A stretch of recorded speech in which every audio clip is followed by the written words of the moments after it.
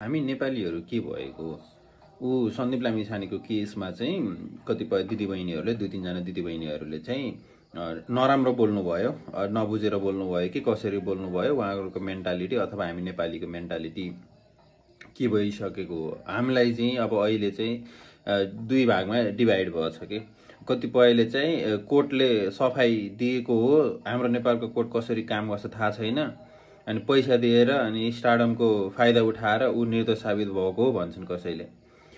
होइन, के भइरहेको नेपालमा अब कोर्टले ल सफाई दियो, झुटो केस भन्यो, ल सफाई दियो, त्यो दिदीबहिनीहरूले पनि बुझ्नु पर्ने।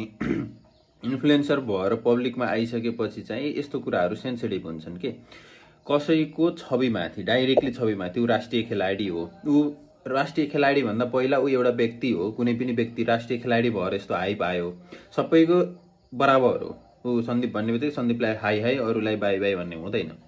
सबैलाई कानुन एउटै हो, हरेक कुराहरू एउटै हो। यस्तो कुराहरूमा चाहिँ बोल्दाखेरि चाहिँ सोचेर बोल्नुपर्छ।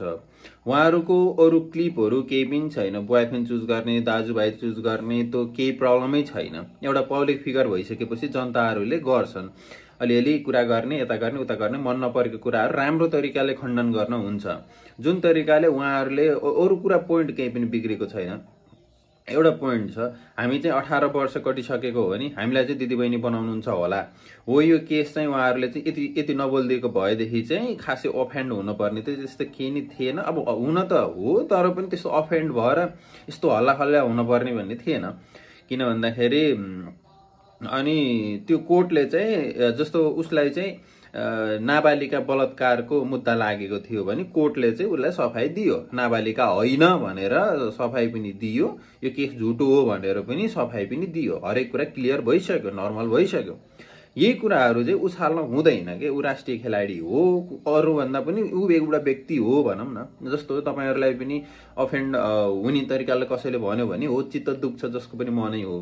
त्यो कारणले गर्दाखेरि नेपाली जनताहरूले चाहिँ अब अहिले चाहिँ के गर्न लागिरहेछन् भन्दाखेरि त्यो दिदीबहिनीहरूलाई चाहिँ त्यो रेप थ्रेटहरू दिने, हरेक कुराहरू आमा बाउ हरेक कुराका गालीहरू दिने, यसरी त हुँदैन नि।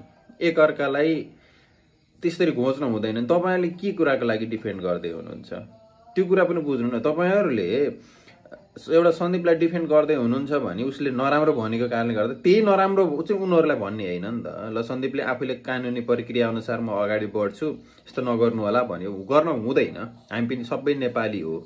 यसरी चाहिँ एकअर्कालाई यस्तो राम्रो नराम्रोसँग गाली गलौज गरेर चाहिँ कोही पनि गइँदैन। लास्टमा मासिनी दुईजना नै हो, दुइटै नेपालीको भनौँ न मेन्टालिटी अथवा मेन्टल्ली डिस्टर्ब हुने ऊ हो। त्यो कारणले गर्दाखेरि दिदीबहिनीहरू बोल्दाखेरि पनि ख्याल गर्नु होला। किन भन्दाखेरि पब्लिक फिगर भइसकेपछि नर्मल्ली यसरी प्याट प्याट प्याटेर यसो गफ हाने, चिया गफ हाने जसरी हुँदैन। किन भन्दाखेरि एउटा पब्लिकले देख्ने ठाउँमा भइसकेपछि चाहिँ ख्याल गर्नुपर्छ। कुनै व्यक्ति अगाडिको व्यक्तिको विरुद्धमा बोल्दा अथवा चाहिँ बोल्दाखेरि मजाकमा हुँदैन कि अहिलेको जेनेरेसन अब हामीहरू जे कुरा पनि मजाकमा लिन्छौँ त्यस्तो हुँदैन।